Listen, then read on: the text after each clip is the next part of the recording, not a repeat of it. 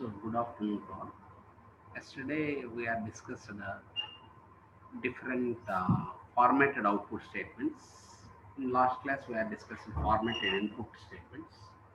So what are the different formatted output, different formatted input statements we are discussing. Now we discuss uh, how to develop, how to write a program in our own.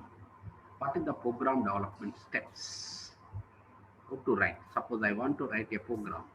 How to write a program? What is the program development steps?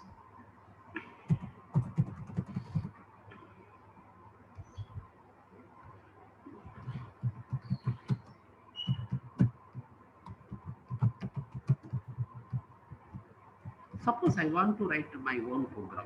How to write a program? What are the different program development steps that are used?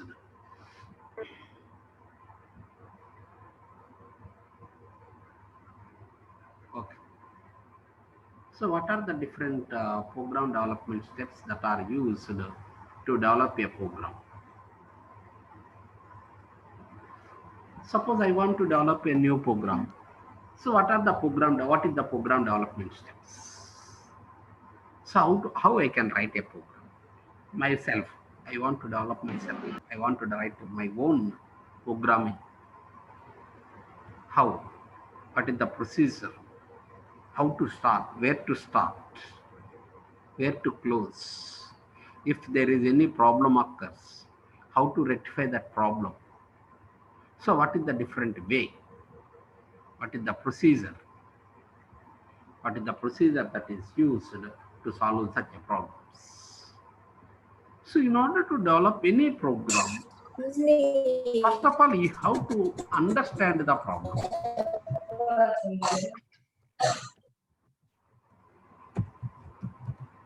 First of all, you have to understand the problem.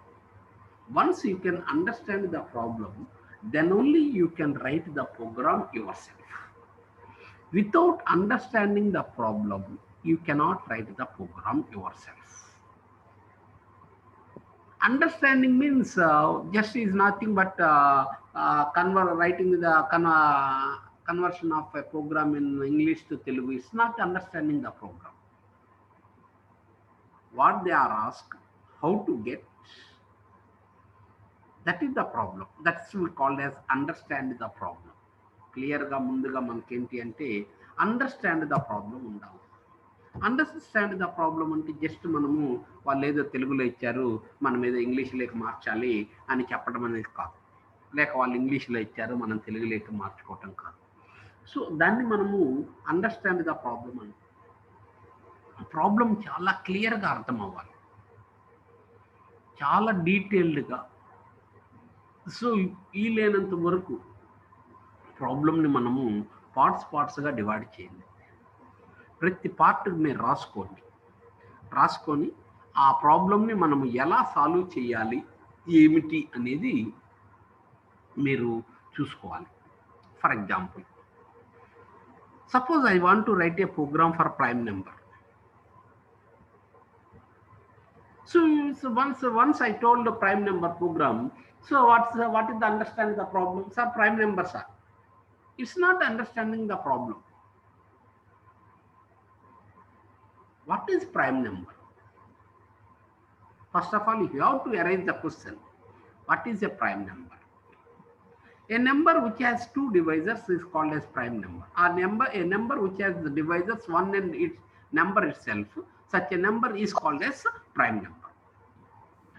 So you have to write the definition. A number which has the divisors one and number itself. In this what? We have the divisor. What is divisor? When you divide a number with another number, so when the remainder is 0, that's we called as that number is called as a divisor. Otherwise, number is called as not a divisor. So like this, you have to understand the problem very clearly. Suppose, if I ask the one program for Armstrong number. So what is the problem? Program for Armstrong numbers are. You understand the problem? Yes. What? Program for Armstrong number. It's not understanding the problem. You have to erase a question. What is Armstrong number? A number, so when the cubes of the digits is equal to the given number, then it's called as Armstrong number. Yes. So what is the digit? So we have like this, you develop a program, understanding the problem. That's, so how calculate the gross salary of an employee. For example, if I ask the question like this, calculate the gross salary of an employee. So what is the problem? Calculation of gross salary, sir. No, it's not understanding the problem. So what is the problem means, sir, what is the problem? So on the calculation of the gross salary, sir. It's not understanding the problem. How to calculate the gross salary? That is the understanding the problem. So how to calculate the gross salary? So basic salary plus house rent allowance plus DA. So when we add these all three, then only we get the gross salary. That's we called as so income tax calculation. How to calculate income tax? What is the understanding? So sir, what is the problem? Calculation of income tax, sir. It's not understand. How to calculate? What is the procedure? What is the percentage we are used for calculation of the tax? That is very important. చూడండి. So మీరు problem statement ఇప్పుడు ఇంకా నేను చెప్తుంది ఒక line రెండు లైన్లు problem statement అమ్మ. మీకు కోడ్విటా ప్రాబ్లమ్స్లో అయితే మీకు ప్రాబ్లమ్ స్టేట్మెంటే పేజ్ ఉంటుంది. ఒక problem statement 1 page of problem statement ఉంటుంది. ఆ ప్రాబ్లమ్ స్టేట్మెంట్ని చాలా క్లియర్గా చదువుకోవాలి. క్లియర్గా చదువుకొని పక్కన రాసుకోవాలి. ఏం కావాలంటున్నారు, ఏమి ఇస్తున్నా అంటున్నారు, ఏం అవుట్పుట్ తేవాలంటున్నారు. సో ఆ ఇన్పుట్ నుంచి అవుట్పుట్ క్యాలిక్యులేషన్కి ఏం చూసుకోవాలి, ఇవన్నీ కూడా మీరు డీటెయిల్డ్గా రాసుకోవాలి. ఎందుకంటున్నా అంటే మీరు కోడ్విటా లాంటి ప్రాబ్లమ్స్ని ఎగ్జామ్ రాసేటప్పుడు, సో అంటే చిన్న చిన్న ఎగ్జామ్స్లో అయితే ఏంటంటే చిన్న ఏముండవు. అయితే కోడ్విటా కానీ ఇన్ఫ్రామైండ్ గట్టి కోడ్విటాలో కానీ లేక ఇన్ఫోసిస్ వల్ల ఇన్ఫోటిక్యూలో కానీ, సో వీటిల్లో మనకి ఏంటి అంటున్నా అంటే ఇన్ఫోటిక్యూ ఫస్ట్ రౌండ్ కదమ్మా, సెకండ్ రౌండ్. అలానే వాటిల్లో నీ problem statement more than 1 page ఉంటుంది. నీ problem statement more than 1 page ఉన్నప్పుడు నువ్వు ఎలా రాయాలి, ఏ విధంగా చేసుకోవాలి? నీ problem statement more than 1 page ఉన్న ఈ ప్రాబ్లమ్ స్టేట్మెంట్ని మీరు ఎలా ముందుగా డీటెయిల్డ్గా చదవాలి. ప్రాబ్లమ్ స్టేట్మెంట్ డీటెయిల్డ్గా చదివిన అది ఫస్ట్ అమ్మ. అది చేయలేనప్పుడు మీరు అంటే టైంలో దాదాపు ఒక మినిమం కోడ్విటా లాంటి వాటిలో మినిమం 1/2 అవర్ అయిన ప్రాబ్లమ్ స్టేట్మెంట్ని చదవడానికి టైం పట్టుద్ది. Minimum 1/2 hour. ఎందుకని అంటున్నాము అంటే ఊరక చదవంగానే అర్థం కాదని. ఎందుకంటున్నాను ప్రాబ్లమ్ స్టేట్మెంట్ అనేది 1 పేజ్ ఉంటుంది. 1 పేజ్ మినిమం ఉంటుంది ప్రాబ్లమ్ స్టేట్మెంట్. 1 page minimum. ఇప్పుడు నా దగ్గర కూడా ఉండాలి, చూపిస్తాను. 1 పేజ్ మినిమం ప్రాబ్లమ్ స్టేట్మెంట్ ఉంటుంది.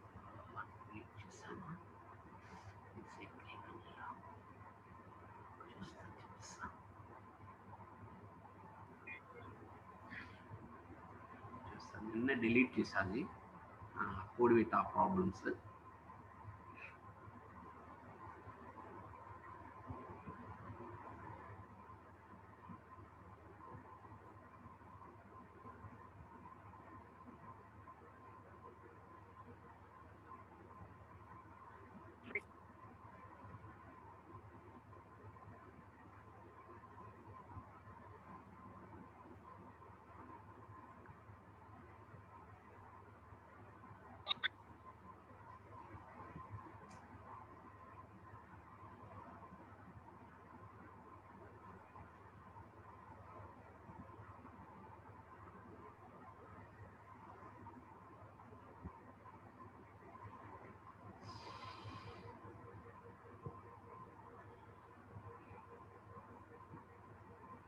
రేపటి నుంచి సెకండ్ ఇయర్ అబ్బాయిలకి పంపించట్లేదు లింక్. సెకండ్ ఇయర్ అబ్బాయిలకి లింక్ పంపించాం.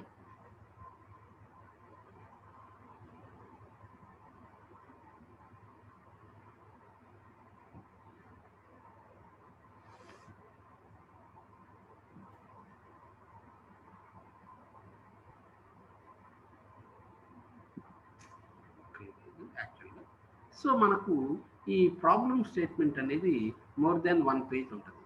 ఈ మోర్ దెన్ 1 పేజ్ ఉన్న ఈ ప్రాబ్లమ్ స్టేట్మెంట్ని సో మనం ఎవడో రాశాడు, నేను ఇప్పుడు క్లియర్ చేయాలి. Clear all problems.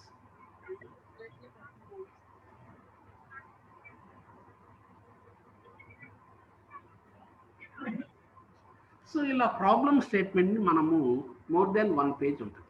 ఈ ప్రాబ్లమ్ స్టేట్మెంట్ని మీరు కంపల్సరీగా చదువుకోవాల్సి వస్తుంది అనమాట. ప్రాబ్లమ్ స్టేట్మెంట్స్ అది చాలా ఇంపార్టెంట్. సో వన్స్ మనం ఆ problem statements కోడివిటా problems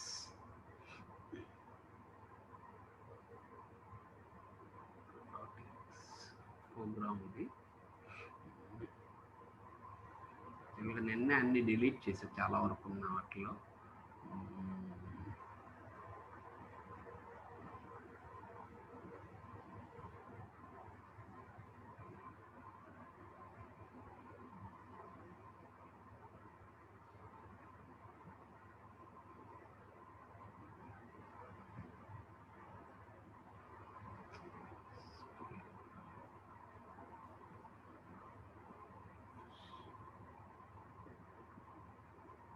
so problem statement ముందు మీరు చూసుకోండి.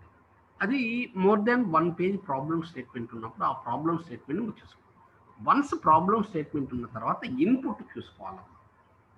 అంటే ఏం ఇన్పుట్ ఇస్తా అంటున్నారు, ఎన్ని లైన్లు ఇన్పుట్ ఇస్తున్నారు, సపరేషన్ ఆఫ్ ద ఇన్పుట్ ఏంటి అనేది తెలుసుకోవాలి. చూడండి, సో వన్స్ మీకు ప్రాబ్లమ్ స్టేట్మెంట్ తెలిసిన తర్వాత అంటే క్లియర్గా అర్థం అవ్వాలి problem statement. Once problem statement మీకు క్లియర్గా అర్థమైన తర్వాత నెక్స్ట్ స్టెప్ ఏం చేయాలి అంటున్నాం అంటే ఇన్పుట్.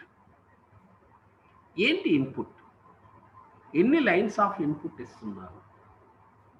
సో ఇన్పుట్ ఏంటి? ఎన్ని లైన్స్ ఆఫ్ ఇన్పుట్ ఇస్తున్నారు? 2 లైన్స్ ఇవ్వమన్నారా? ఇది కూడా చాలా ఇంపార్టెంట్ అమ్మ. ఇప్పుడు ఇన్పుట్ ఇది వరకు ఏంటి అంటే మన ఇష్టం వచ్చినట్టుండేది. ఇప్పుడు అలా కాదు కాబట్టి ఆన్లైన్ కాబట్టి ఫార్మెట్ వాడే ఇస్తాడు. ఇన్పుట్ ఫస్ట్ లైన్లో ఇది ఇవ్వాలి, సెకండ్ లైన్లో ఇది ఇవ్వాలి, థర్డ్ లైన్లో ఇది ఇవ్వాలి. ఇన్పుట్ సపరేషన్ కామాతో ఉండాలా, బ్లాంక్ స్పేస్తో ఉండాలా అనేది చెప్తాడు. అందువల్ల మనం ఏం చేస్తాము అంటే సెకండ్గా ప్రాబ్లం క్లియర్గా అర్థమైనప్పుడు ఈ ప్రాబ్లం సాల్వ్ చేయడానికి ఇన్పుట్ ఏమి ఇవ్వాలి, ఎలాంటి ఇన్పుట్ మనం ఇవ్వాలి అనేది చూసుకోవాలి. ఇన్పుట్ కూడా క్లియర్గా అర్థమైంది అనుకోండి, then we go for logic. అప్పుడు మనకు అర్థమవుతుంది లాజిక్, లేకపోతే లాజిక్ అర్థం కాదు. సో ఇన్పుట్ క్లియర్గా అర్థమైతేనే అప్పుడు మనం ఏం చేయగలుగుతున్నాము, లాజిక్ వెళ్తాం. ఎందుకంటే ఇన్పుట్ అర్థం. సో ప్రాబ్లం అర్థమైంది, ప్రాబ్లం అర్థమైన తర్వాత ఇన్పుట్ ఏమి ఇవ్వాలో కూడా అర్థమైంది. అర్థమైన తర్వాత అప్పుడు నేను ప్రోగ్రామ్ యొక్క లాజిక్ని నేను సో ఆన్ పేపర్ రాసుకోగలుగుతాను. సో ప్రాబ్లం అర్థమయ్యి ఏమి ఇవ్వాలి ఇన్పుట్ తెలిసినప్పుడు ప్రోగ్రామ్ని రాయటానికి పాసిబిలిటీ ఉంటుంది. ప్రోగ్రామ్ రాయగలను కూడా. రాసిన తర్వాత అవుట్పుట్ ఫార్మాట్. సో అవుట్పుట్ ఏం రావాలి, ఏ ఫార్మేట్లో రావాలి. ఈ 4 స్టెప్స్ మీరు ప్రోగ్రామ్ డెవలప్ చేసేటప్పుడు ఉండాలమ్మా. మీరు కోడ్ విట్టా అలాంటి ప్రాబ్లమ్స్, కోడ్ విట్టా కానీ, ఇన్ఫార్మెంట్, టీసీఎస్ ఇన్ఫోసిస్ కానీ, సో ఇన్ఫోటీక్యూలు కానీ, లేక ఇవన్నీ ఎగ్జామ్స్, సో వాటిల్లో ఏటిలైనా కానీ ప్రోగ్రామ్ రాయండి అంటే వర్క్ అంత ఈజీ వర్క్ అయితే కాదు. చాలా కష్టపడాలి మనం వాటికి. ఏ విధంగా కష్టపడాలి, ఎలా కష్టపడాలి, ఏ విధంగా అనే దానికి వచ్చినప్పుడు ఫస్ట్గా మీరు ఫస్ట్ పాయింటే చాలా ఇంపార్టెంట్. అండర్స్టాండ్ ద ప్రాబ్లం అనేది చాలా ఇంపార్టెంట్. అండర్స్టాండ్ ద ప్రాబ్లం అంటే ప్రోగ్రామ్ ఏదే వాడు ప్రాబ్లం స్టేట్మెంట్ ఇస్తాడు, ఒక పేజీ ఇస్తాడు. ఆ ప్రాబ్లం స్టేట్మెంట్ పేజీ ఇచ్చినప్పుడు ఆ పేజీ చదివి ఏమి ఇస్తున్నారు అంటే కొంచెము థియరీ కూడా ఎక్స్ప్లెయిన్ చేస్తాడు. కొంత నేను ప్రోగ్రామ్ దీనికోసం రాస్తున్నాను, దానికోసం రాస్తున్నాను, అవన్నీ కూడా ఉంటాయి, అన్నీ అవసరం లేదు. సో ప్రాబ్లం ఏంటి అనేది క్లియర్గా తెలుసుకోండి, చాలా డీటెయిల్డ్గా రాసుకోండి. మీరు ఆన్ పేపర్ రాసుకోవాలి ప్రాబ్లమ్. అనవసరమైన పాయింట్స్ చాలా ఉంటాయి దాంట్లో, అందుకని అవన్నీ కాకుండా ఆన్ పేపర్ మీద వాళ్ళు ఏం ప్రాబ్లం ఇస్తున్నారు ఏంటి అంటే ఒక 1 లైన్ 2 లైన్ల ప్రోగ్రామ్ ప్రాబ్లమ్స్ ఉండవమ్మా. నేను చెప్తాను, మేము ఇప్పుడు ఏదో క్లాస్లో ఆమ్స్ట్రాంగ్ నెంబర్లు, ప్రైమ్ నెంబర్లు అవి చెప్తుంటాం మీకు. అక్కడ అలా ఉండదు. 1 లైన్ 2 లైన్స్ ఉండదు. ఒక 10 lines, 15 lines, 20 lines, 30 lines, 40 lines, 100 lines of programs ఉంటాయి. 100 లైన్స్ ఆఫ్ ప్రాబ్లమ్ స్టేట్మెంట్. ఒక పేజీ ఉంటుంది ప్రాబ్లమ్ స్టేట్మెంట్, 2 పేజీల ప్రాబ్లమ్ స్టేట్మెంట్ ఉంటుంది. ఈ పేజీలో ప్రాబ్లమ్ స్టేట్మెంట్ ఉన్నప్పుడు ముందు మనం చదువుకోవాలి. ఈ ప్రాబ్లం చూడగానే భయపడిన అవసరం లేదు. అంటే దాంట్లో అనవసరమైన థియరీ చాలా పార్ట్ ఉంటుంది, అదంతా తీసేసి మనకేం కావాలంటున్నారు, ఆ ప్రాబ్లం మనం ఏంటి, ఎలా చేయాలి అనేది ఫస్ట్గా తెలుసుకోండి. Once you can understand the problem, then go for input. How many lines of input, what is the first line of input, what is the second line of input, what is the third line of input, what is the separation of the input, what is the data type of the input. చూడండి, ఇన్పుట్కి వచ్చే next point ఏంటంటే input. How many lines of the input, అది కూడా జాగ్రత్తగా చూసుకోవాలి. మీ ఇష్టం వచ్చినట్టు చేయడానికి వీల్లేదమ్మా ఇక్కడ. How many lines of input, 2 lines of input ఇవ్వాలా, 3 లైన్స్ ఆఫ్ ఇన్పుట్ ఇవ్వాలా, 4 లైన్స్ ఆఫ్ ఇన్పుట్ ఇవ్వాలా, ఎన్ని లైన్స్ ఆఫ్ ఇన్పుట్ ఇవ్వాలి. 3 lines of input, 4 lines of input. What is the first line of input? What is the second line of input? What is the third line of input? How the input is separated? So what is the procedure to separate the input? So input ని separate చేయడానికి ఏం చేశారు? So blank space ఇచ్చామా లేక comma ఇచ్చామా, input separate చేయాలనుకున్నారు. So input separate చేయాలి అన్నప్పుడు మనము ఏమి ఇచ్చారు వాళ్ళు, బ్లాంక్ స్పేస్ ఇచ్చారా, కామా ఇచ్చారా, దేని ద్వారా సపరేట్ చేయాలి, సో దాన్ని చూసుకోండి. నెక్స్ట్ అంటే ఆ రెండు మనకు క్లియర్గా తెలిసా అనుకోండి, నెక్స్ట్ మనం ఏం చేయగలుగుతున్నాం అంటే ప్రోగ్రామ్ చేయగలుగుతాం. లేకపోతే ప్రోగ్రామ్ చేయడానికి అవకాశం ఉండదు, నేను అది చేయలేను. సో అది లేకపోతే మనం ప్రోగ్రామ్ చేయలేము. అందువల్ల కంపల్సరిగా లాజిక్ చూడండి. లాజిక్ చూసిన తర్వాత అవుట్పుట్. సో ఏ అవుట్పుట్, ఏ ఫార్మెట్, ఎలా ఉంది మీకు ఆల్రెడీ. అందుకే నేను ఫార్మేటెడ్ అవుట్పుట్లు చెప్పాను, నిన్న మీకు అందుకే చెప్పాను. నేను ఫార్మేటెడ్ అవుట్పుట్లు అంతా కూడా క్లియర్గా ఎక్స్ప్లెయిన్ చేశాను. సో ఎందుకని ఫార్మేటెడ్ అవుట్ అంటే అవసరం ఏంటి, దీని యొక్క అవసరం ఏంటి, ఫార్మేటెడ్ అవుట్పుట్ అవసరం ఏంటి అనే దాని మీద నేను మీకు అందుకే చెప్పాను. ఫార్మేటెడ్ ఎలా చేయాలి అనే దాని మీద నేను మీకు చెప్పాను. 1 minute.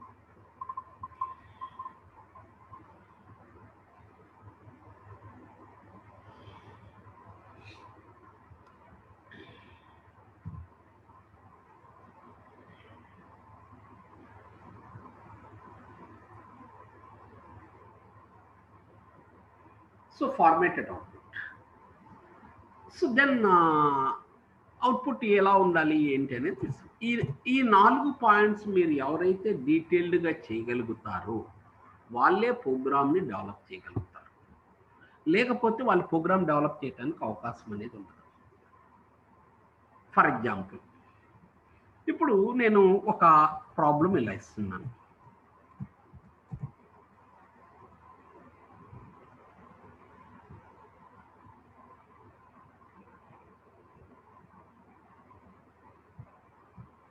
ABC organization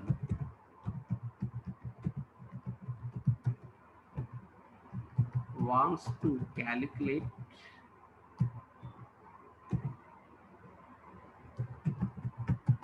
the salaries of the employees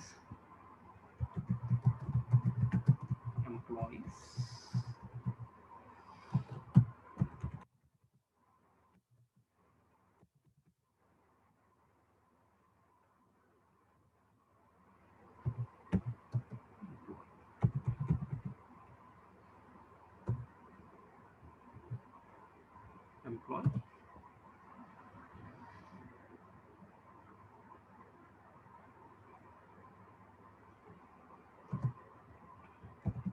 employees based on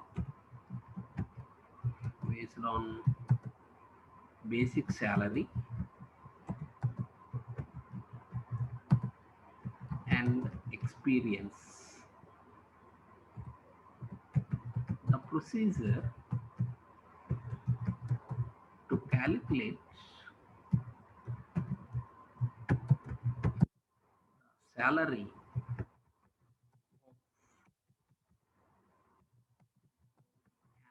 of an employee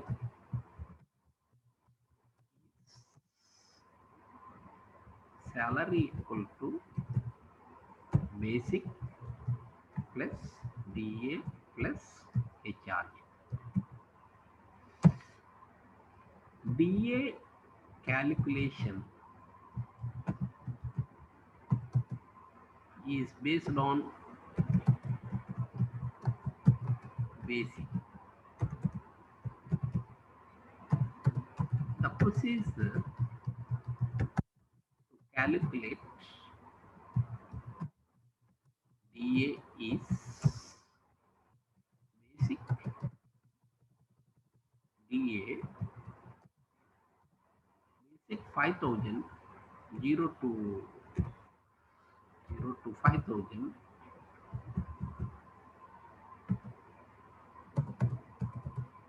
75%,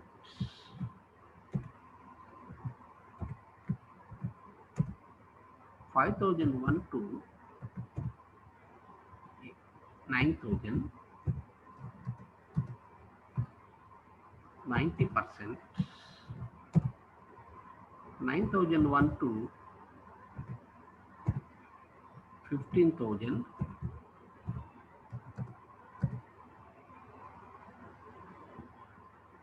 120%, more greater than 15,000 and more,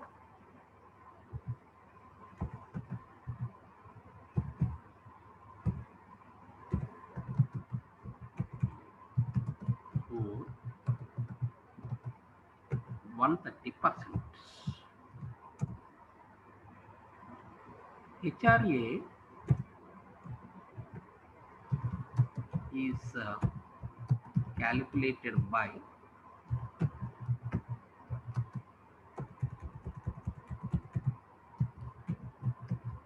based on experience.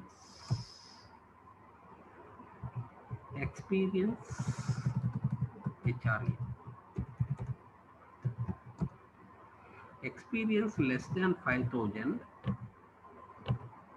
So HRA is 20% of this. Experience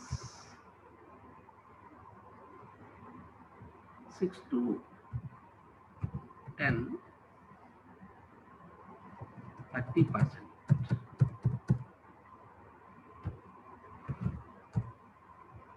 So 11 to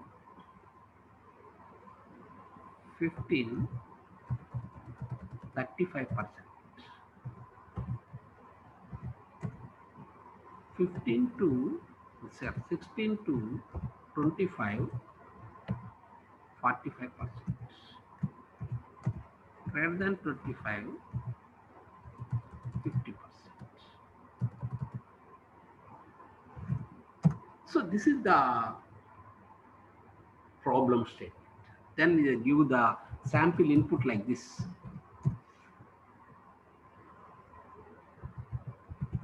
700 and experience is 12 years. ఇలా ఇస్తారు. Output దాని calculation ప్రకారం output కూడా ఇస్తాడమ్మా. అంటే ఇక్కడ నేను calculate చేయలేకపోతున్నాను, అందువల్ల మీకు అవుట్పుట్ ఇవ్వలేకపోతున్నాను. సో యాక్చువల్గా అవుట్పుట్ అని అవుట్పుట్ కూడా చెప్తాను. సో ఇలా నాకు ప్రాబ్లమ్ స్టేట్మెంట్ ఇస్తారు. వరకు ఏదో ఒక లైన్ 2 లైన్లు, అంటే ఇది నేను చిన్న ప్రాబ్లమ్ స్టేట్మెంట్ని మీకు టైప్ చేశాను ఇప్పుడు. యాక్చువల్గా this is my problem statement. So what they told, ABC organization wants to calculate the salaries of the employees based on the basic salary. Basic salary base చేసుకొని, so salaries calculate the salaries of the employees based on the basic salary and experience. So basic salary and experience ని base చేసుకొని వాళ్ళు ఏం చేయాలి అంటున్నారంటే employee యొక్క salary కనుక్కోవాలి. ఏ విధంగా కనుక్కుంటున్నాడు, ఎలా కనుక్కుంటున్నాడు అనే దానికి వచ్చినప్పుడు, the procedure to calculate the salary of N employee is, ఒక ఎంప్లాయీ యొక్క శాలరీ ఏ విధంగా క్యాలిక్యులేట్ చేయాలనుకుంటున్నారు, ఎలా క్యాలిక్యులేట్ చేయాలనుకుంటున్నారు అనే దానికి వచ్చినప్పుడు, సో ఇక్కడ కింద ఇచ్చారు, DA calculation is based on the basic. So DA ఎలా క్యాలిక్యులేట్ చేయాలి అంటున్నాడంటే based on the basic. The procedure to calculate the DA is, ఆ DA ఎలా క్యాలిక్యులేట్ చేయాలో ఎలా ఇచ్చాడు. HRA is calculated on experience. So HRA ఎలా ఇచ్చాడు. సో శాంపిల్ ఇన్పుట్ అని ఇలా ఇచ్చేస్తాడు. The first line indicates the basic pay, second line is the experience. So మనకి ఇన్పుట్ ఎలా ఇవ్వాలంటున్నాడు, 2 lines ఆఫ్ ఇన్పుట్ ఉండాలి అంటున్నాడు. ఫస్ట్ లైన్ ఏమంటున్నాడు అంటే బేసిక్ పే అని, సెకండ్ లైన్ వచ్చేసి ఏంటి, ఎక్స్పీరియన్స్ అని. అంటే మీరు ఇన్పుట్ని 2 లైన్స్లో తీసుకోవాలి, ఒక లైన్లో తీసుకోకూడదు, ఒక లైన్లో ఇవ్వకూడదు అని గుర్తుపెట్టుకోవాలమ్మా. ఇక్కడ చూడండి, అలా ఇచ్చినప్పుడు సపోజ్ ఇలా ఇచ్చాను అనుకో, ఒక్కోసారి అలా ఇస్తారు, ఒక్కోసారి ఇలా ఇస్తారు, 6,700, 12. So the input, 1 line of input, the first value is the basic, second value is the experience. The inputs are separated by comma. అంటే మీరు 2 lines of input ఇవ్వాలి, ఆ ఇన్పుట్ ఎలా ఉండాలి, సపరేటెడ్ బై కామా ఉండాలి. చూడండి, చాలా ఇంపార్టెంట్ వర్క్. సో నాకు ఇన్పుట్ ఇవ్వాలి, 2 లైన్స్ ఇవ్వాలి, 6,700 ఇవ్వాలి, 1,200 ఇవ్వాలి, ఒకే లైన్లో ఇవ్వాలి, సపరేటెడ్ బై కామా. దేంతో ఇవ్వాలి, మీరు కామాతో సపరేట్ చేసి ఇవ్వాలి. లేకపోతే ఇలా ఇస్తాడు, నాకు 2 లైన్స్లో ఇవ్వాలి ఇన్పుట్, 2 లైన్స్లో ఇన్పుట్ ఇవ్వాలి. సో ఎలా ఉండాలి అనే దానికి ఇచ్చేస్తాడు. ఇది ప్రొసీజర్ అంటాడు. దీనికి మనము ఏ విధంగా చేయాలి అనే దానికి ఫస్ట్గా మనం చూసుకుంటాం. అర్థమైంది ఏంటి ఇది దీంట్లో ఈ పార్ట్ అంతా నాకు అవసరం లేదు. సో దీంట్లో కావాల్సింది ఏంటి అంటే employee salary based on the basic and experience. చూడండి, మీకు కావాల్సింది ఏంటి అంటే employee salaries based on the basic salary and experience. అంటే శాలరీ కనుక్కుంటున్నాము, ఏ విధంగా కనుక్కుంటున్నాము మనము, based on the basic pay, basic salary and experience. So salary కనుక్కోవడానికి ఫార్ములా ఏంటి, ఇది. డిఏ కనుక్కోవడానికి ఫార్ములా ఏంటి, ఇది. తర్వాత హెచ్ఆర్ఏ కనుక్కోవడానికి ఫార్ములా ఏంటి, ఇది.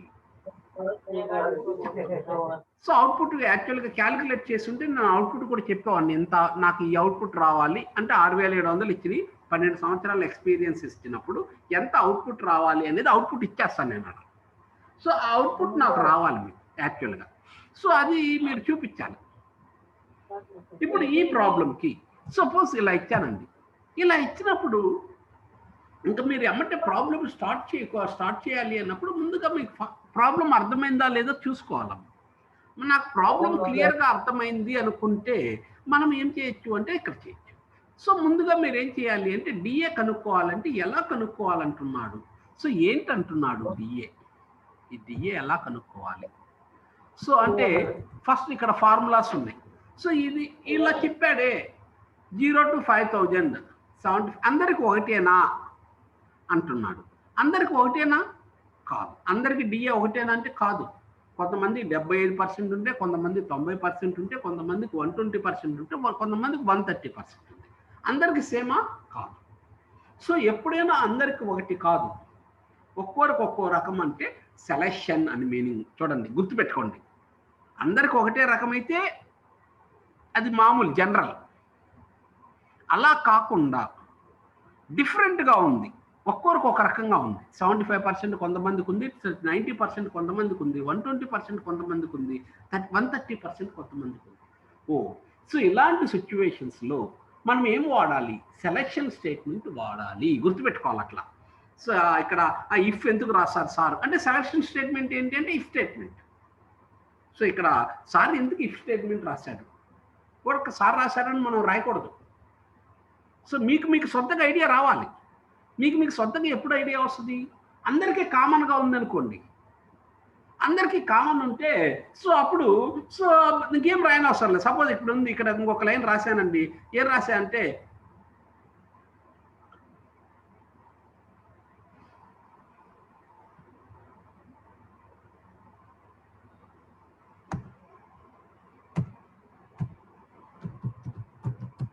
income tax is 10% for all the employees.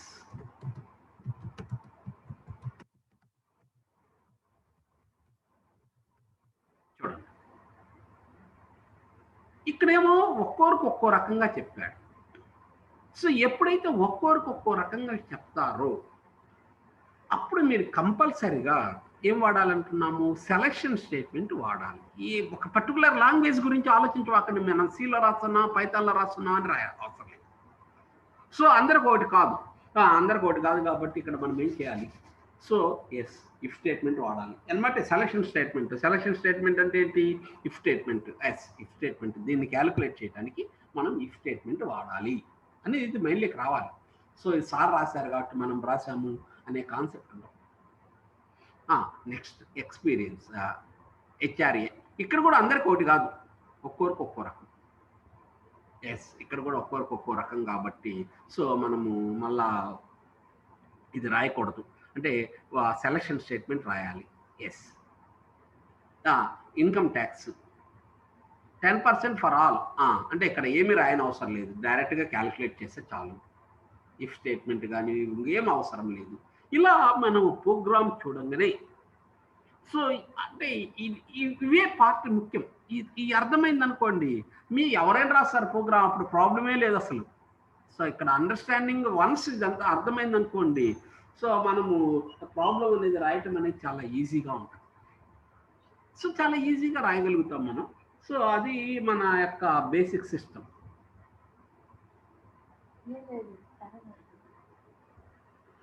So ఇలా మనము ఎప్పుడైనా కానీ సో జనరల్గా చూసుకోండి మీరు. సో వన్స్ ఇలా ప్రాబ్లం, దీనికి ఇంకా అవుట్పుట్ రాయలేదమ్మా, నేను యాక్చువల్లీ క్యాలిక్యులేట్ చేసి 6700 బేసిక్ అంటే 6700 బేసిక్ అంటే ఇక్కడ వస్తాను. సో 90%, 6700కి 90% ఎంత వస్తుంది అంటే చూడండి, $60,30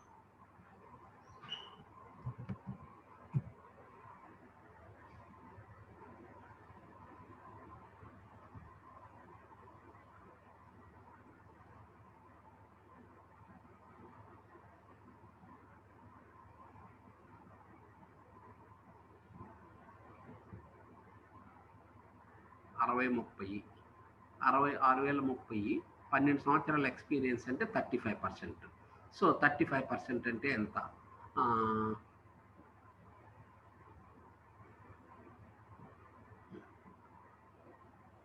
salary salary very good.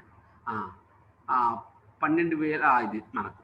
So నాకు ఇలా ఇచ్చాం మనం. అవుట్పుట్ ఏంటి అంటే very good student, calculated one student. So 12,734.20 ఉంది. So I don't want 20. This is the output I want. చూడండి, 12,734 నాకు ఇలా కావాలి. లేకపోతే ఇది ఇలా ఇచ్చారనుకోండి, అంటే మీనింగ్ ఏంటి? నేను పైసలు ఇదలుచుకోలేదు. So make it is nearest round integer. లేకపోతే 50,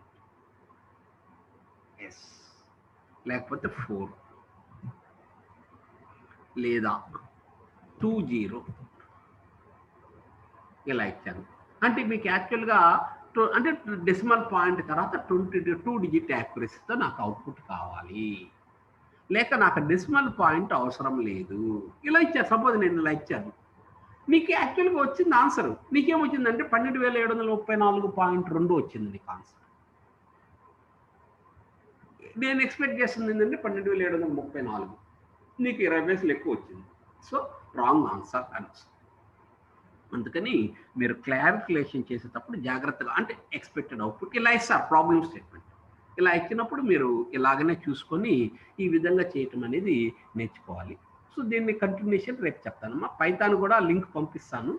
ఈ రోజుకి అంటే యూజర్ ఐడీ, పాస్వర్డ్ పంపిస్తానమ్మా. ఇంక రోజు ఐడీ, పాస్వర్డ్‌తో లాగిన్ అవుతా ఉండండి రెండిటికి.